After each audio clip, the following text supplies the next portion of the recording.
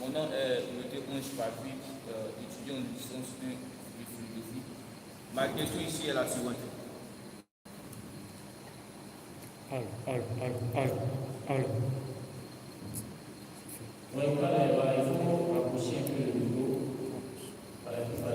Ok. Ici, notre maman Itiré a parlé un peu du succès, comme quoi c'est une science, c'est une forme de mentalité. Voilà, ici, ma question est de savoir si, comme il y a un auteur comme Marc Aurèle qui l'a dit, il dit quoi? Il dit tout ce qui reste alors de bien d'aimer est accueilli avec satisfaction les accidents fortuits et les événements filés en même temps que son destin. Ce qui revient à dire qu'il y a des choses qu'on ne prépare pas d'avance. C'est-à-dire quoi? Que tout ce qui nous arrive est lié à notre destin. Or ici, parler de mentalité, notre maman l'a dit, c'est une manière de construire, une manière de pouvoir construire notre demain.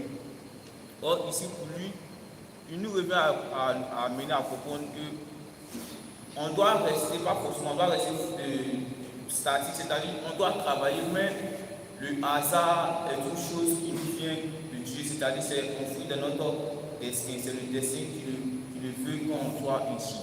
Donc parler de mentalité, parler de sortir d'un point A pour prendre vers un point B, selon moi, comme ce qu'il dit ici, comme ce qu'il défend, c'est vouloir aller contre notre destin.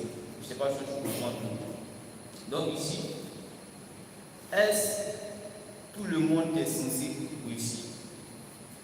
Est-ce que la réussite que chacun a dans la société n'est pas liée à son destin? C'est ma question ici. Merci. D'accord, merci. Qui d'autre? Parce qu'il y a noté la question. Donc si d'autres personnes souhaiteraient poser des questions.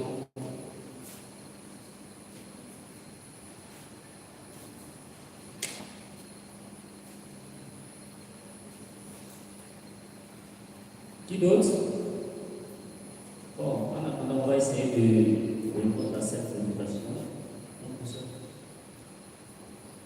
Alors moi, je voudrais dire merci à M. Delavoye. Je ne savais pas qu'il était aussi philosophe, parce que nous a sorti de ces citations très intéressantes. Ma collègue Dr Boudou nous a parlé de Leibniz, effectivement, pour dire que dans l'enseignement philosophique, nous parlons toujours de toutes ces choses-là, seulement peut-être que nous ne les voyons pas. Voilà, vous ne les voyez pas parce que non seulement vous êtes occupé par avoir des notes, voilà, vous ne les voyez pas. Aujourd'hui, en les enlevant du contexte philosophique, vous les déposez en tant que des leçons